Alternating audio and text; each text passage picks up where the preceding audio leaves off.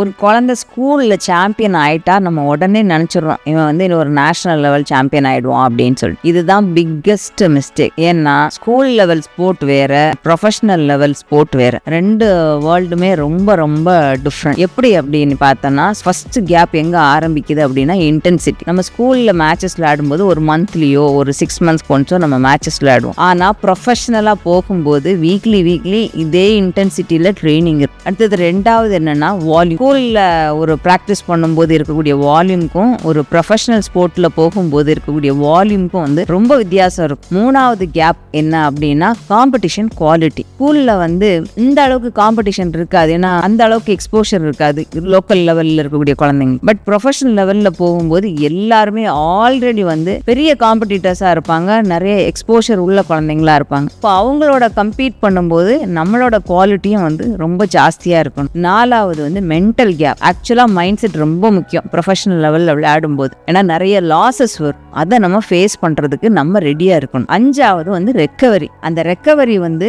Professional ஸ்போர்ட்ஸ்ல ரொம்ப important. ஏன்னா அடிக்கடி மேட்சஸ் வரும், நம்ம பாடி அதுக்கு அடாப்ட் ஆகணும், ப்ராப்பரான நியூட்ரிஷன் வேணும், ஸ்லீப் வேணும். எல்லா மேட்சஸ்க்கும் நம்ம ப்ரிப்பேர் ஆகிற அளவுக்கு நம்ம வந்து எந்த டைமும் ரெடியா இருக்கணும். கன்சிஸ்டன்சி ரொம்ப முக்கியம். ஸோ இந்த அளவுக்கு டிஃபரன்ஸ் இருக்குது. ஸ்கூல் சக்சஸ் வந்து டேலண்டால ப்ரூவ் ஆயிடும், ஆனா ப்ரொஃபஷனல் சக்சஸ் வந்து சிஸ்டம்னால தான் ப்ரூவ் ஆகும். ஸோ ஒரு ஸ்கூல் சாம்பியனா இருக்கிறது வந்து ஒரு ஸ்டார்டிங் பாயிண்ட், ஆனா ப்ரொஃபஷனல் சாம்பியன் ஆறது வந்து ஒரு டிரான்ஸ்ஃபர்மேஷன். பெரிய டிஃபரன்ஸ் இல்லை அப்படின்னாலும் இதுல உள்ள ஸ்டாண்டர்ட் வந்து ரொம்ப ஹையா இருக்கும்.